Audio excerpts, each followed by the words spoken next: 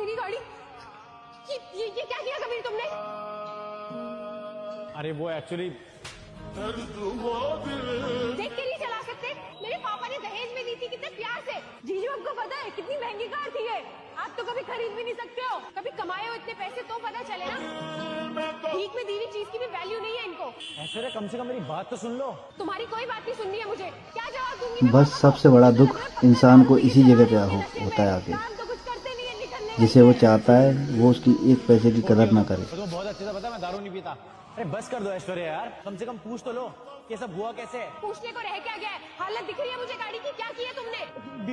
दीदी I am really sorry, गाड़ी मेरे से लगी। अभी मैंने जीजू को फोन करके सब कुछ बता दिया, बट मुझे कुछ समझ में नहीं आया। तूने ठोकी है? मुझे नहीं पता कि सुबह गाड़ी मैं ही तो लेके गया था।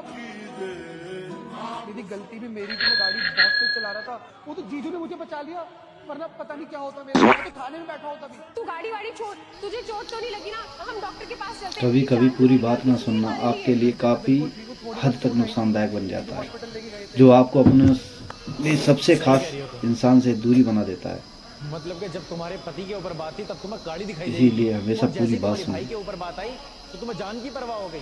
जैसे तुम्हें पता चला तुम्हारे भाई से एक्सीडेंट हुआ है, क्योंकि मर्द हर चीज सहन कर सकता है, और तुम पर समाज के सामने अपनी इज्जत सॉरी कभी बर्दाश्त नहीं कर मुझे नहीं पता था कि गाड़ी मेरे भाई से ठुकी है। अनुराग ने एक्सीडेंट किया है, मुझे लगा शायद तुमने किया है। जीजू आप मुझे भी माफ कर दीजिए। वो दरअसल क्या है ना, कार से हमारे इमोशन जुड़े हुए हैं। शर्म आनी चाहिए तुम्हें।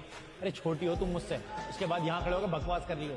छुआ ऐसे परिवार पे, अब मुझे कोई शौक भी नहीं है। तुम्हें पता है ना पापा ने मुझे कितने प्यार से ये गाड़ी दी थी। वो मैंने ऐसे गाड़ी को ठुके हुए देखा तो मैं पैनिक हो गई थी, बस इसलिए तुम पे गलती से हाथ उठ गया। ये पकड़ो तुम चाबी। कबीर मेरी बात सुनो ना, तुम हमें ऐसे कैसे छोड़ के जा सकते हो? प्लीज कबीर हेल्प कर दो, ऐसे मत जाओ। दीदी गाड़ी मेरे से लगी थी, जीजू ने तो मेरी जान बचाई है उल्टा। ये मैं क्या सुन रहा हूँ कि आपने सबके सामने जीजू पे हाथ उठाया। दीदी आपके पति है ये। अरे तुम क्या जीजू की साइड ले रहे हो? तुम ठीक हो ना, हमारे लिए यही काफी है। कंचन तुम चुप करो। अब ये तो यहाँ पे खड़े होकर बकवास करने से पहले सोचना चाहिए था। तो मेरी बीवी हो, ये बात सोच के भी अफसोस हो रहा है। ये बात सुनो, जीजू जीजू